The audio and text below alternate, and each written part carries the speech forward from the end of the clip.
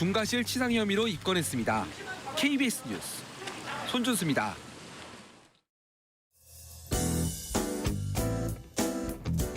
지금까지 KBS 뉴스광장을 1TV와 동시에 들으셨습니다. 지금 시각은 6시 15분입니다. KBS.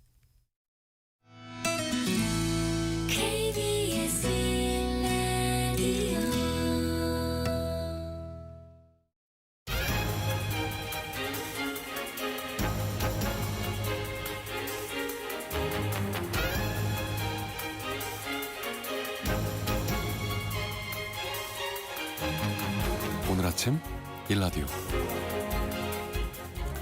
안녕하십니까. 오늘 아침 일라디오 아나운서 윤인구입니다. 끊임없이 이어지는 안전사고 소식을 듣다 보면요, 안전불감증이란 게 정말 불치병에 가까운 게 아닌가, 이런 씁쓸한 생각이 들어요. 조금 전 뉴스에서도 보셨습니다마는 이번에 장산도 인근에서 좌초된 대형 여객선 사고에서 다시 한번 느낍니다. 267명을 태운 배가 사실상 선장이 없는 상태였었고요. 위험해역을 자동항법에 맡긴 채 운항했던 것으로 드러났습니다.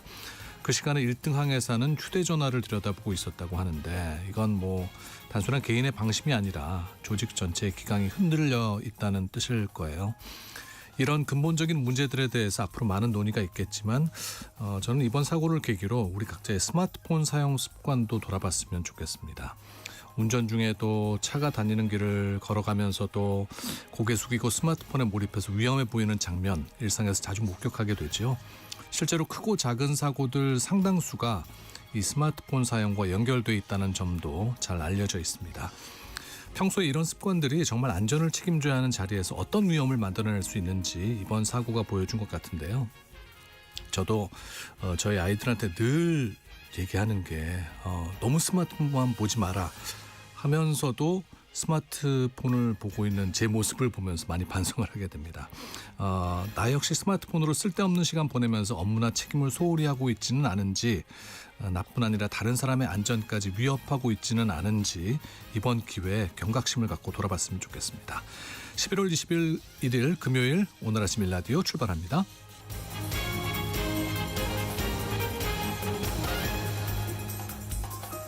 오늘 아침 일라디오 이 시간은 물론이고요. KBS 일라디오의 모든 프로그램은 유튜브 KBS 일라디오 공식 채널이나 모바일 콩 어플리케이션을 통해서 실시간으로 함께 하실 수 있습니다. 금요일인데요. 오늘 팩트연구소 시간에는 기후위기 음모론에 대해서 팩트체크해 보겠습니다. 월간 세금 시간에는 올해 주식 수익과 배당 관련해서 어떻게 세금을 아껴야 할지, 또 연말정산 앞두고 있잖아요. 절세 준비는 어떻게 해야 할지 살펴보도록 하겠습니다. 청취자 여러분들 참여하실 수 있는 퀴즈, 오늘 퀴즈 드리겠습니다. 요즘 환율 때문에 기름값 많이 오르고요. 밥상 물가도 급등하고 있습니다. 쌀값이 지난해보다 20% 가까이 올랐다고 하네요. 전반적으로 이제 물가가 많이 오르고 있는 상황인데, 제철 맞은 이 생선도 가격이 오르고 있습니다. 국내 어획량이 크게 줄어든 데다 그나마도 중국에 싹쓸이해 가고 있다는데요. 문제입니다. 등푸른 생선, 오메가3 하면 가장 먼저 떠오르는 생선입니다. 국민 생선으로 한때 불릴 정도로 즐겨 먹던 이 생선 무엇일까요? 자, 추첨을 통해서 농촌진흥청에서 제공하는 흑삼 세트 한 분께 드리고요. 향긋한 커피를 드실 수 있는 모바일 커피 쿠폰 4분께 드리겠습니다. 방송에 참여하실 분들은 단문 50원, 장문 100원이 드는 유료 문자 샵 9730으로 답 보내주시기 바랍니다. 유익한 정보와 살아있는 이야기가 있습니다. KBS 오늘 아침 일라디오.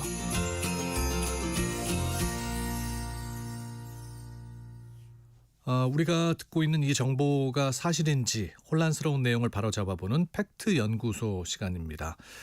요즘 기후위기 극복하기 위해서 국내도 물론이고 국제사회가 힘을 모으고 있는데요. 한편으로는 이 기후위기를 부정하는 음모론도 제기되고 있습니다. 이와 관련한 내용들 오늘 팩트체크 해보도록 하죠. 선정수 팩트체크와 함께합니다. 안녕하십니까? 네, 안녕하세요. 네, 기후변화가 자연적인 거다, 이런 주장 종종 듣는데요. 이게 자연적인 현상이 맞는 겁니까? 우리가 학교 다닐 때 배웠던 것처럼 이 오랜 지구의 역사 속에서 빙하기와 간빙기가 반복이 되고 있습니다. 빙하기는 지구의 온도가 낮아져서 남극이나 북극 또는 고산 지역에 눈과 얼음이 더 많이 쌓이게 되는 시기고 지구 전체적으로 바다의 고인물이 줄어들기 때문에 해수면이 낮아지게 됩니다. 이 간빙기는 빙하기와 빙하기 사이의 날씨가 따뜻해지는 기간인데요. 네. 이때는 반대로 눈과 얼음이 녹아서 바다로 들어가기 때문에 해수면이 높아지죠. 지금으로부터 2만 1000년 전쯤이 마지막 최대 빙기로 추정이 되는데요.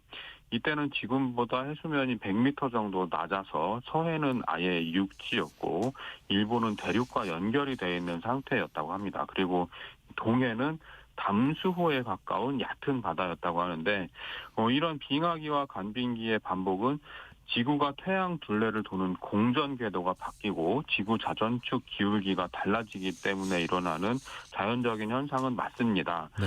그런데 이 산업화 시기, 그러니까 1880년대 이후에 지구 온도의 급격한 상승이 일어났는데 이건 자연현상이 아닌 인간 활동에 의한 것이다. 이런 확실한 증거가 굉장히 많이 나와 있습니다. 탄소 동위원소를 측정해 보면 산업화 이후 대기 중에 이산화탄소 농도는 증가했지만 이 방사성 동위원소인 C14, 탄소 14의 농도는 낮아지고 있는데요. 이게 무슨 얘기입니까? 탄소 14는 반감기가 매우 길기 때문에 화석 연료 속에는 거의 들어있지 않다고 합니다. 자연 활동으로 이산화탄소 배출이 늘었다면 이 C14의 농도가 높아져야 되는데 인간이 화석 연료를 태우면서 C14가 들어있지 않은 이산화탄소를 엄청나게 뿜어댔기 때문에 대기 중에 이 C14 농도가 낮아진 거죠. 인간 활동을 배제하면 설명이 되지 않는 지점입니다. 그리고 남극에서 빙하를 시추해서 연대별로 이산화탄소 농도를 측정해 봤을 때도 자연현상만으로는 설명할 수 없는 산업화 시기 이후 10배 정도 빠른 이산화탄소 농도 증가가 관찰이 됩니다. 그러니까 산업화 이후의 기후변화는 자연스러운 현상이다. 이렇게 주장하는 것은 사실에 맞지 않습니다. 네, 그 여러 가지 증거들이 그걸 말해주고 있네요. 네. 또 기후위기는 사실이 아니다. 라고 주장하는 것도 있다면서요? 기온이 올라도 재앙이 닥칠 정도는 아니다. 네. 최근에 빌 게이츠가 이렇게 얘기를 했습니다. 기후변화는 분명 심각한 문제이며 가난한 나라 사람들이 가장 큰 타격을 받을 것이다. 이렇게 얘기를 했는데 그러면서도 그렇다고 인류가 멸망할 정도는 아니다. 이렇게 밝혀서 그동안 이 기후위기 대응에 노력했던 빌 게이츠가 기후 재앙론에서 선회한 것 아니냐 이런 보도가 많이 나왔습니다. 이 빌 게이츠는 또 이렇게도 얘기를 했는데요. 기후 변화를 반드시 해결해야 하지만 인류 종말론적 시각이 단기 탄소 감축에만 집착하게 만든다 이렇게 지적을 했습니다. 또 그는 진정으로 인간의 삶을 개선할 수 있는 노력이 뒤로 밀리고 있다 이렇게 얘기를 하면서 청정 에너지 기술의 가격이나 농업, 제조, 운송 분야에 오염 저감 기술 개발에 투자를 집중해야 한다 이렇게 강조를 하기도 했습니다. 단기적인 탄소 배출 줄이기에만 매달리지 말고 가난한 나라의 농업과 건강을 개선하는 것에 관심을 더 기울여야 된다 이런 취지입니다.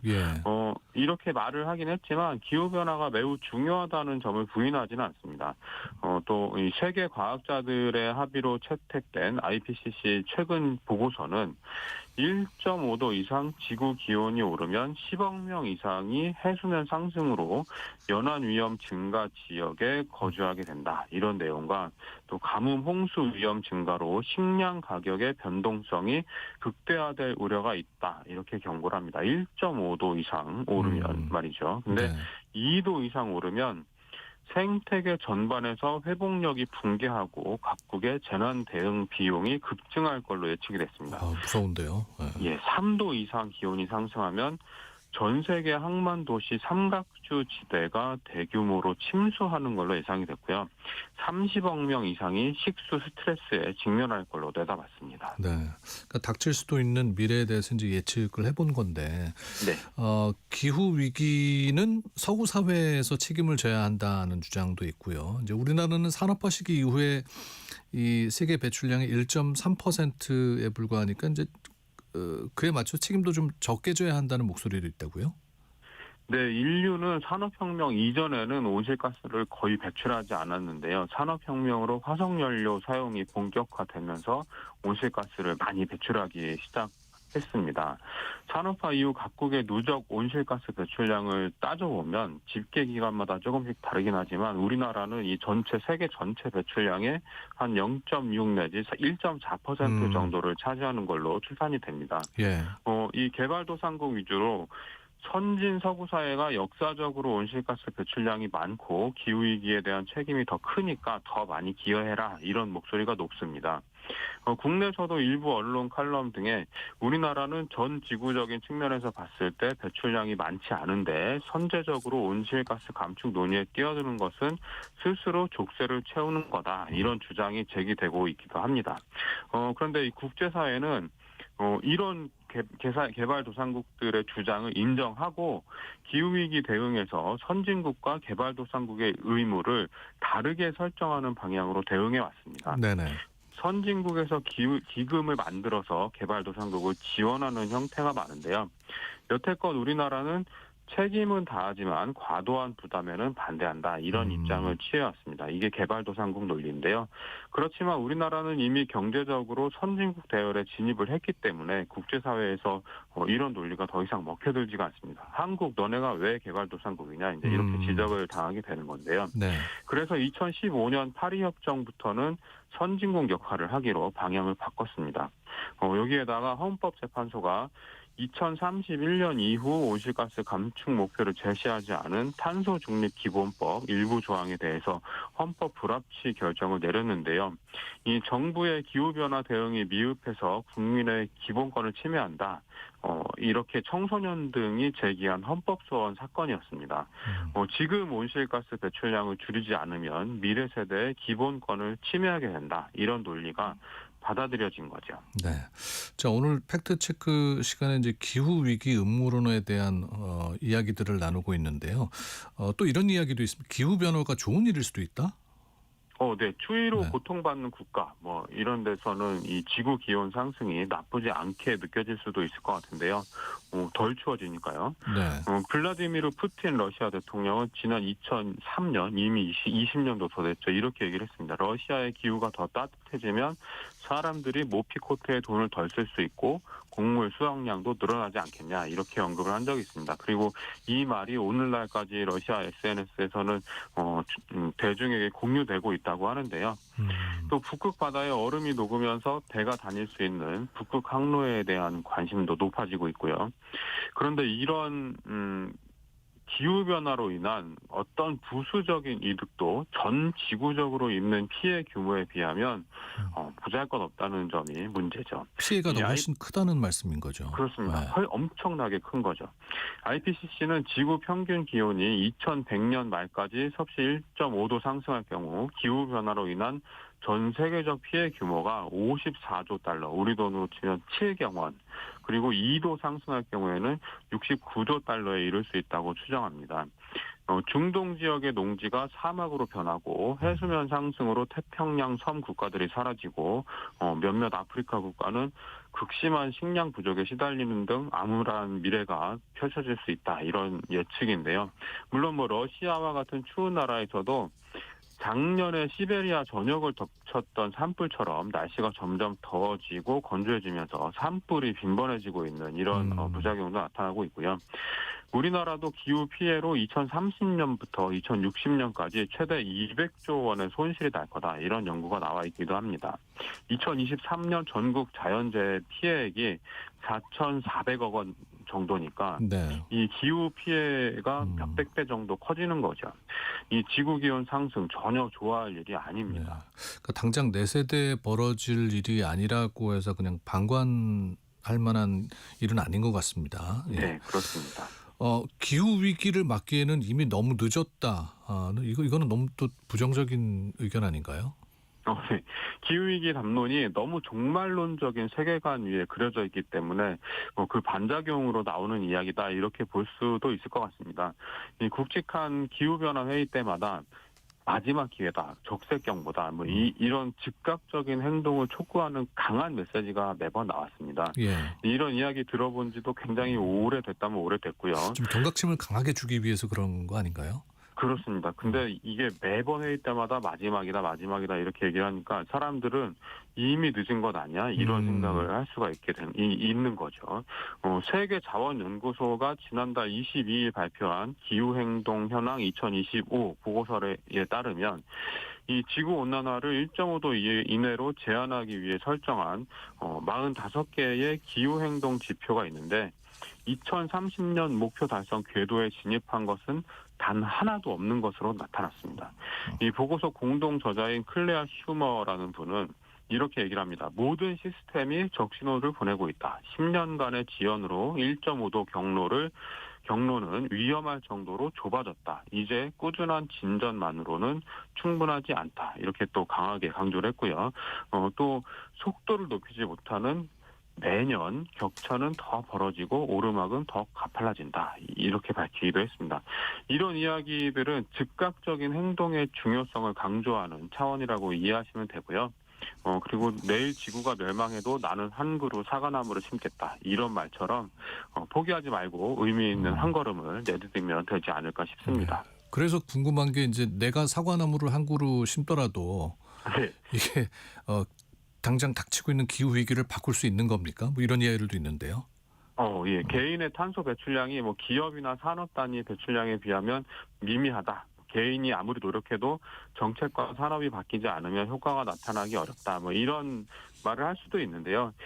그리고 또 이 개인에게 실천을 강조하는 건 기업과 정부의 책임을 흐리고 구조적 변화 요구를 약하게 만든다. 이런 등등의 얘기가 많은데 우리 IMF 때 금모으기 운동 기억하시는 분들 많이 계실 텐데요. 이 금모으기 운동으로 우리가 상환한 부채가 전체 금액의 6% 정도에 불과했습니다. 직접적인 그 부채를 갚는 그런 효과는 좀 적었겠지만 결과적으로 이 위기 극복을 위한 국민적 결집을 이끌어냈고 결국에 이 IMF 구제 금융을 3년 일찍 졸업하는 성과로 이어졌는데요. 이 기후위기 대응에서도 마찬가지로 이 개인의 영향력이 미미해서 효과가 없다고 볼 수도 있지만 결국엔 개인의 행동이 사회적 정치적 변화를 촉발하고 동참하는 개인들이 많아질수록 집단적으로 큰 효과를 만들어서 실질적 변화로 이어질 수 있다. 이런 점을 꼭 잊지 말아야겠습니다. 네. 자, 오늘도 덕분에 또 여러 가지 정보들을 현명하게 판단할 수 있는 또 근거가 된 것 같습니다. 오늘 말씀 고맙습니다. 네, 고맙습니다. 네, 팩트연구소 오늘은 기후위기 음모론에 대해서 알아봤습니다. 선정수 팩트체커였습니다.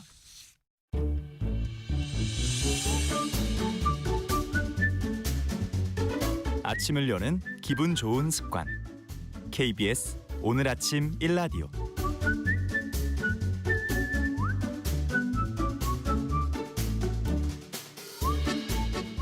네, 11월 21일 금요일 아침 6시 33분입니다. 궁금한 세금 정보와 절세 방법에 대해서 좀 알아보죠. 월간 세금, 연말이기 때문에 이제 또 세금과 관련한 이슈들이 많이 생기는데요. 또 이제 연초에는 직장인들 연말 정산 있잖아요. 12월부터 미리미리 좀 준비를 하시면 좋겠죠. 특히 올해는 그 증시가 좋았기 때문에 국내외 주식에서 수익 보신 분들 절세에 더 신경을 쓰셔야 한다고 하는데 이와 관련한 이야기들 삼성증권 텍스센터 김연아 센터장과 이야기 나눠보겠습니다. 어서 오세요. 안녕하세요. 네. 연말 이제 세금 때문에 바빠지는 시기잖아요. 이제 모든 걸 결산하는 시기라서 이때 해야 하는 거겠죠? 네, 맞습니다. 이제 월급이나 사업소득도 그렇고 연간 소득에 대해서 정산하고 이제 세금을 매기잖아요. 그리고 특히 이제 금융 투자 하시는 분들은 이자나 배당 소득 같은 금융 소득도 연간 2천만 원을 넘으면 이제 금융소득 종합과세가 돼서 아무래도 세금 부담이 좀 늘어나기도 하고요. 그리고 올해는 이제 말씀 주신 것처럼 해외 주식이나 국내 주식 비교적 증시가 굉장히 좋은 편이어서 네. 만약에 이제 특히 해외 주식 같은 경우는 이익이 있으시면 같은 연도에 혹시 손실 있는 종목이 있다고 하면 또 이렇게 서로 상계가 됩니다. 그래서 이제 그 연도에 세금을 줄일 수도 있고요. 그래서 1월에서 12월 그 연도가 사실 중요하거든요. 예. 연도가 넘어가게 되면 또 서로 상계가 안 되기 때문에 그래서 연말에 특히 이제 12월에는 한번 정산의 의미로 여러 가지 살펴보시면 좀 절세에 많이 도움이 되실 수 있을 것 같습니다. 그러니까 주식을 하시면서도 이런 세세한 것들은 잘 모르고 계시는 분들도 있을 것 같은데 네. 근데 국내 주식은 세금 부과 안 하지 않나요? 맞습니다. 네. 그래서 국내 상장 주식은 일반적으로 그냥 뭐 투자하실 때 통상 세금이 없다 이렇게 알고 계신데 대부분은 이제 소액주주인 경우시기 때문에 소액주주의 경우에는 그 팔아서 얻는 매매 차익에 대해서는 세금이 없죠. 양도소득세가 없고 그래서 많이 하시는 국내 주경 ETF도 마찬가지로 그렇고요.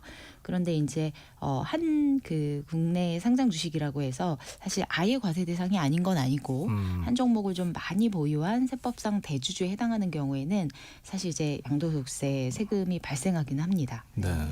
근데 그 많이 보유했다고 한다면 많이 보유한 정도는 얼마나 보유해야 이게 대주주가 되는 겁니까? 그렇죠. 이제 연말에 이제 연도마다 사실 세법상 대주주 기준이 많이 개정이 되어 왔는데요. 올해는 연말 기준으로 시가총액이 한 50억 원 정도로 대주주하면 50억 원. 네. 그래서 조금 예년에 비해서는 좀 큰 기준이라고 볼 수는 있는데요. 조금 그래도 혹시 관련 있으신 분들이 있으시니까 이제 말씀을 드리면 시가총액 기준은 50억 원, 그리고 또 지분율 기준이 있습니다. 그래서 이제 지분율 기준은 코스피의 경우 1%, 코스닥은 2%, 코넥스는 4%. 이 기준이 적용이 돼서 시가총액이나 그 지분율 기준 둘 중에 하나라도 충족을 하게 되면 이제 대주주로 보는데요. 그런 기준들도 12월 말 대부분 사업 연도 법인이기 때문에 연말 기준으로 결정이 됩니다. 그래서 네. 또 이제 이런 분들은 연말에 좀 여러 가지 절세 또 신경을 쓰시는 그런 기간이시기도 하고요. 네, 네. 사실 이제 일반적으로 주식을 크게 이렇게 거래하지 않고 하시는 분들한테는 배당금이 맞습니다. 이슈가 중요할 것 같은데 네네네. 배당금 같은 경우는 세금을 어떻게 냅니까? 네, 배당도 이제 뭐 배당주 투자 또 은퇴하시고 또 배당금으로 이렇게 어느 정도 생활비를 마련하시는 분들도 계실 것 같은데요. 이제 주식 배당금은 사실 국내 주식, 해외 주식 관계없이 배당 소득에 해당이 돼서 배당금을 받으실 때 특히 이제 국내 주식 같은 경우 기준으로 말씀을 드리면 15.4% 세금을 부담을 합니다. 이거는 금액에 상관없이 배당금을 받게 되면 무조건 15.4%. 일단은 금융기관에서 원천 징수할 때는 15.4%를 떼고 드리고요. 네네. 그런데 이제 그 15.4%로 종결이 되시는 분도 있고 연간 이자나 배당 소득을 합산해서 2천만 원이 넘게 되면 그 넘는 소득은 또 금융소득 종합과세라고 해서 본인의 월급이나 사업소득이나 다시 합산해서 거기에 얹어지면 더 높은 세율로 한번 정산을 또 하기도 합니다. 2천만 원이라는 기준이 이 맞습니다. 말이군요. 맞습니다. 예. 네, 그래서 이제 연도별로 2천만 원이 넘었냐 안 넘었냐가 또 중요하게 생각을 하시기도 하고 그래서 이제 배당금으로 투자를 하실 때도 그런 부분 감안하셔가지고 이제 투자를 많이 하시는 경우고요. 그래서 연말쯤에 그런 부분에 조금 이제 민감하게 소득이 많으신 분들은 이제 각 금융기관에서 이제 이자나 배당 소득 올해는 어느 정도 발생을 했는지 한번 확인해 보시는 것도 절세에 도움이 되실 것 같습니다. 네. 요즘은 보니까 그 해외 주식들 많이 하시더라고요. 특히 이제 미국 주식 하시는 분들 많이 계시던데 네네. 해외 주식은 번수익에 대해서는 세금 내야 한다고요? 맞습니다. 해외 주식은 이제 배당금 아닌 매매 차익 기준으로 하면 누구나 사실 수익이 생기게 되면 22%. 그러니까 뭐 대주주 이런 개념이 없고 해외 주식 같은 경우는 누구나 이제 22% 양도소득세를 부담을 해야 되고요. 네. 또 이제 양도소득세이기 때문에 이게 금융기관에서 알아서 원천 징수를 하고 돌려주는 세금이 아닙니다. 그래서 이제 본인이 직접 챙기셔서 이제 부동산 팔았을 때 양도소득세 내시는 것처럼 그렇게 이제 본인이 직접 자진신고하고 납부를 해야 되는 세목이기 때문에 올해 것들을 이제 정산을 해서 2025년이라고 하면 다음 연도, 2년도 그러니까 26년 5월 달에 양도소득세 신고하시고 혹시 이제 납부할 세금이 있으시다면 또 이제 스스로 자신 납부를 하셔야 되는 그런 세목입니다. 네. 그러니까 조금 더 친절하게 설명을 드리자면 요즘 또 핫한 그 미국 주식 엔비디아니까 네. 이거를 예를 들어서 500만 원에 사서 1,000만 원에 팔았다. 그러니까 이익이 500만 원이 난 거니까 그럼 여기서 500만 원에 22% 하면 한 110만 원 정도 되는 거네요. 네, 대략 그렇게 생각을 하실 수 있는데요. 조금 더 이제 자세하게 설명을 드리면 일단 1년간 해외 주식에서 번 이익, 그러니까 종목을 뭐 여러 가지 하실 수도 있고, 예. 뭐 미국 주식과 중국 주식을 하실 수도 있고 하니까 그런 이제 여러 가지 종목을 하시면 그걸 서로 상계를 해서 25년이다 하면 25년에 팔고 하신 것들을 상계를 해서 그 순수한 순이익이 일단은 대상이 되시는 거고요. 그래서 올해 아마 뭐 해외 주식 처음 시작하신 분들도 계실 거예요. 그리고 네. 이제 사기만 하시고 한 번도 팔아보지 않으신 분도 이제 쭉 보유만 하신 분들도 계실 거고, 근데 만약에 이제 평가이익은 많이 났지만 아직 한 번도 팔지는 않았다. 네. 그러면 이제 보유만 하신 경우는 아직은 수익이 확정되지 않았으니까 뭐 올해는 양도소득세 대상이 아니실 수도 있고요. 그래서 이렇게 이제 상계를 하고서 그 순이익에 대해서 250만 원은 누구나 이제 기본 공제라고 해서 세금 부담 없이 좀 차감이 되는 부분이고요. 그래서 이제 말씀하신 이제 500만 원의 엔비디아를 샀는데 1,000만 원이 됐다. 그러면 네. 이제 차익은 500만 원이라고 가정을 해도 여기서 이제 250만 원 기본 공제를 빼고 실제 22% 세금을 부담하는 금액은 250만 원이 됩니다. 그래서 대략 계산을 해보면 한 55만 원 정도 이제 세금을 내는 셈이죠. 네네. 기본 공제라는 게 있었네요. 맞습니다. 네. 네. 그러면은 이제 말씀하신 대로 주식을 갖고만 있고 팔지 네네. 않으면 그 양도세는 신경 쓸 필요가 없는 거죠. 맞습니다. 네, 그래서 일단은 한 해 거래 내역을 좀 살펴보시는 게 의미가 있을 거고요. 그래서 혹시나 한번 말씀을 드리면 뭐 주식을 보유하고 계신데 나는 좀 장기적으로 좋은 투자를 계속 해가는 모으시는 분들도 있고 하시니까 그런 경우에 이제 작은 절세 팁을 한 가지 말씀을 드리면 방금 말씀드린 것처럼 이제 250만 원의 공제가 매년 이제 인당 발생을 하는 거거든요. 그리고 뭐 가족이 뭐 배우자도 하시고 뭐 자녀들도 하신다고 하면 이 인당 250만 원의 기본 네. 공제는 이제 연간 받으실 수 있는데 이 수익의 250만 원에 사실 22%만 해도 55만 원 정도 세금이거든요. 그래서 쭉 뭐 가지고 가신다고 해도 수익을 한 250만 원 정도만 실현한다는 거는 이제 파는 행위를 하셔야 되는 거거든요. 네네. 하시면 그 부분에 대해서는 세금을 미리 줄여둘 수가 있습니다. 예. 네. 그러면 이제 쭉 장기 투자를 하더라도 일부를 팔라. 네. 말씀이신가요? 쉽게 말씀드리면 만약에 이제 500만 원 수익이 있으신 분이 올해 조금 팔아서 250만 원 수익을 내시고 뭐 내년에 250만 원 수익을 내시고 그럼 각자 250만 원씩 공제를 받으니까 세금이 없겠죠.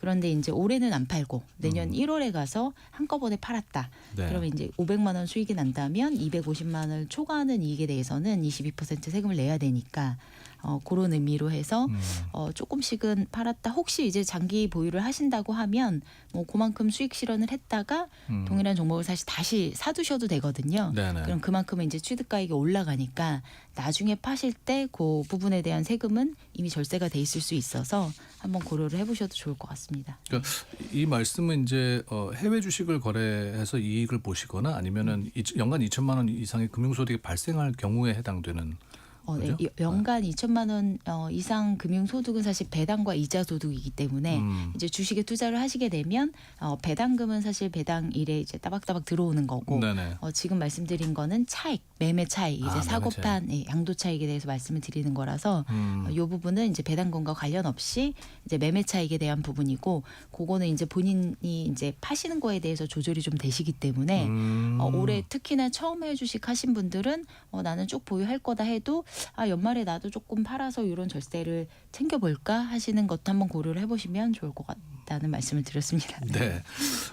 근데 이제 여러 종목을 투자하시는 분이면은 네, 이게 뭐 이익을 본 종목도 있을 거고 손실을 본 그렇죠. 종목도 이거를 네. 잘 좀 따져보셔야 되겠네요. 네, 맞습니다. 네, 그래서 생각보다 실제 거래 내역을 제가 한번 보라고 말씀을 드리는 부분이 이제 또 자주 매매를 하시다 보면 생각보다 뭐 나의 차익이 언제 팔았지 하는 것들도 있을 수 있고 또 이제 그렇죠. 해외 주식 같은 경우는 환율의 영향도 좀 있을 수가 있거든요. 본인은 이제 달러 기준이나 뭐 이렇게 생각을 하실 수 있지만 네. 실제 이제 양도소득세 같은 경우는 이제 환율 적용한 원화 기준으로 계산을 하기 때문에 한번 그런 것도 미리 좀 정산을 해보시면 좋을 것 같습니다. 네. 네.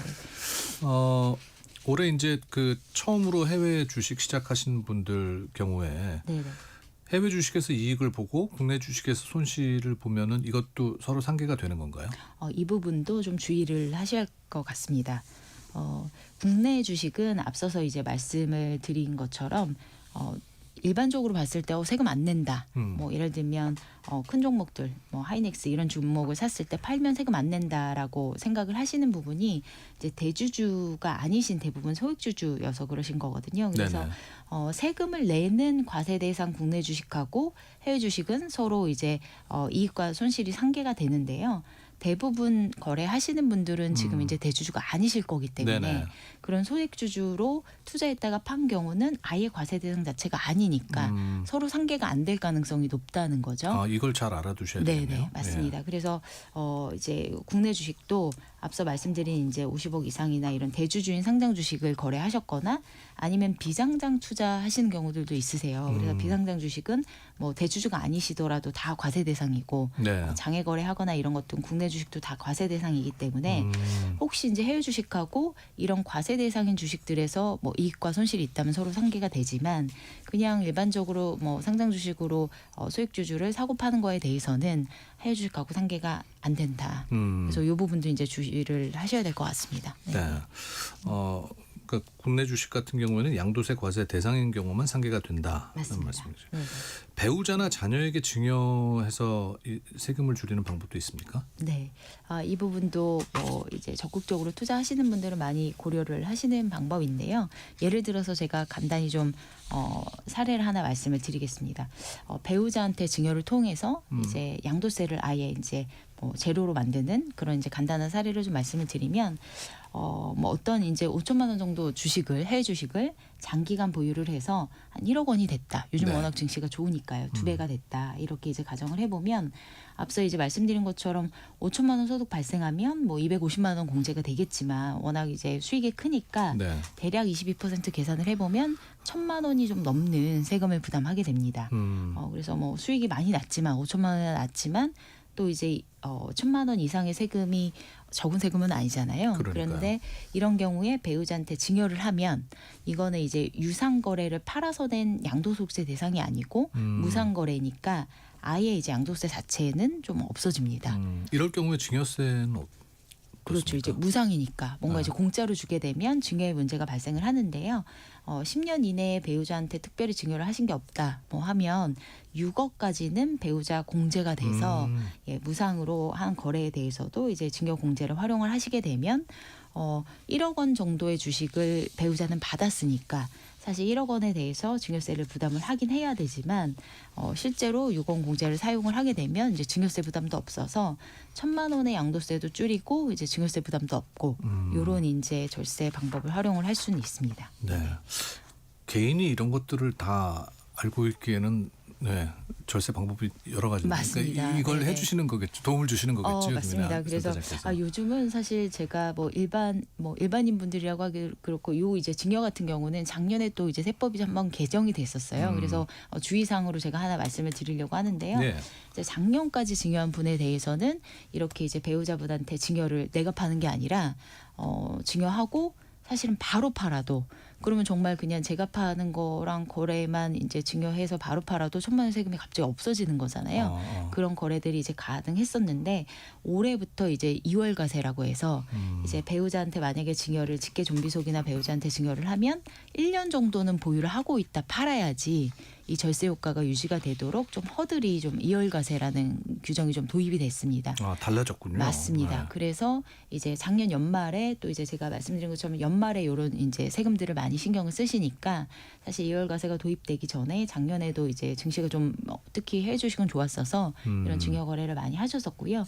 올해도 좀 이런 부분들을 많이 고려를 하실 것 같은데 오늘 제가 특히 말씀드리는 거는 이제 올해는 좀 조금 이제 올해 증여분에 대해서 올해 이제 증여받는 분에 대해서는 이런 2월 과세 규정이 도입이 됐다. 그래서 이런 절세 효과가 유지가 되려면 앞서 말씀드린 1,000만 원 정도의 사례가 유지가 되려면 뭐 증여를 받고 나서 1년 이내가 아니라 1년이 좀 지나고 양도를 하셔야 그 원래 배우자가 샀던 취득가액 5천만 원이 아니라 증여받은 취득가액 1억 원으로 이제 유지가 된다라는 말씀을 드리고요. 네.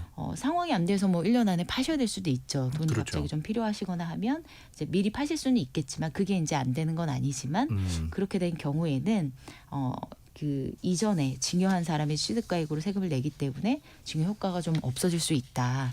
그런 부분 좀 감안을 좀 주의를 하시면 좋을 것 같습니다. 네. 이제 연말정산 얘기 좀 해보죠. 직장인들 미리미리 챙겨둬야 할 부분들은 어떤 게 있을까요? 네. 특히나 이제 이름은 연말정산인데 실제 저희가 뭐 서류 준비하고 뭐 이런 것들은 연초에 많이 하게 되잖아요. 그런데 이제 실제 소득도 올해 기준으로 말씀드린 2025년 소득이고 뭔가 공제를 받는 비용이라든지 뭐 이제 세액공제 받기 위해서 뭐 연금저축에다 불입을 한다든지 이런 거는 연말 안에 미리 해두지 않으면 25년 소득에서 공제를 못 받거든요. 네. 그래서 그 부분을 좀 말씀을 드리면 사실 신용카드나 뭐 이런 부분도 지금 국세청에 연말정산 미리 보기 사이트가 오픈이 이제 벌써 돼 있거든요. 그래서 한번 들어가 보시는 것도 도움이 되실 것 같고요. 그리고 특히 이제 뭐 의료비나 신용카드나 이런 것들은 비용을 좀 지출을 해야지만 공제를 받는 부분들인데 노후 대책도 좀 마련을 하면서 이제 그 돈을 버는 연말정산에 환급을 받는 효과가 있는 것들이 대표적으로 이제 연금 관련 계좌일 것 같아요. 연금저축이나 퇴직연금 계좌. 여기는 이제 연간 900만 원 한도로 세액공제 혜택이 있습니다. 그래서 이 그 급여에 따라 좀 차이는 있지만 연봉 5,500만 원 이하의 직장인들의 경우에는 불입한 금액의 16.5%를 바로 이제 돌려받을 수가 있고요. 그리고 5,500만 원을 초과하는 분들은 13.2% 이제 세액공제를 받을 수가 있습니다. 그래서 최대로 이제 만약에 900만 원까지 불입을 하신다라고 하면 이제 한 150만 원 정도 바로 돌려받는 효과가 있으니까 그래서 저 같은 경우도 이제 연말에 봐서 저 이제 매월 이제 적립식으로 또 이제 연금 계좌에 불입을 하는데 네. 연말에 한번 정산을 해봅니다. 얼마가 부족한지 봐서 그 부분을 12월에 좀 맞춰서 채우기도 하고 그런 부분이거든요. 그래서 그런 부분 한번 챙겨보시면 좋을 것 같습니다. 한도 부분에서 좀 이게 다르다면서요? 연금저축하고 IRP. 네, 요또 이제 보면 요게 이제 그 연금저축 계좌랑 퇴직연금 계좌가 있으셔가지고 사실 제 주변에도 보면 나는 900만 원 다 불입한 것 같은데 실제로 다음 연도 돼서 공제를 하려고 보니까 900만 원이 다 안 되더라 이렇게 이제 말씀을 하시는데 그게 이제 연금저축 계좌에는 한도가 별도로 600만 원까지만 됩니다.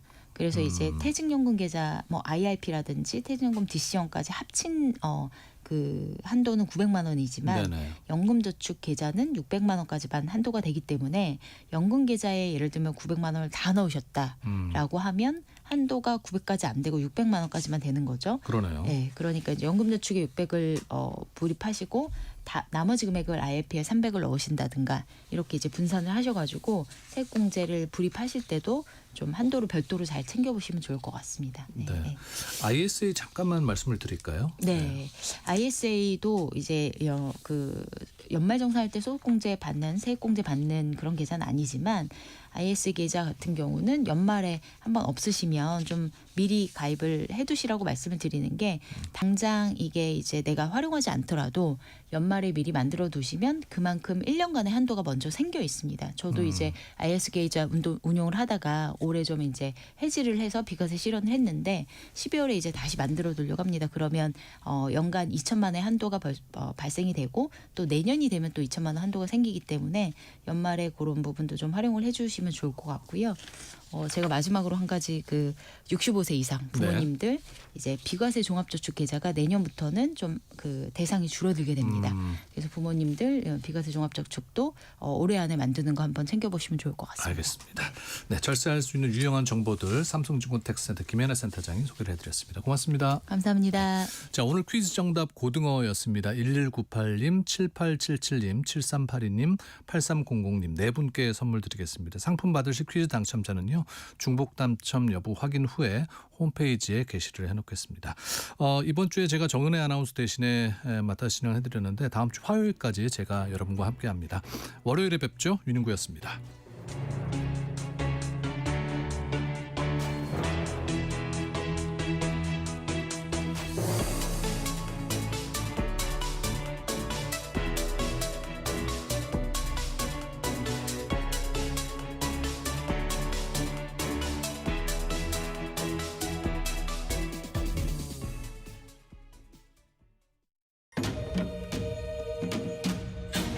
광복 80년 KBS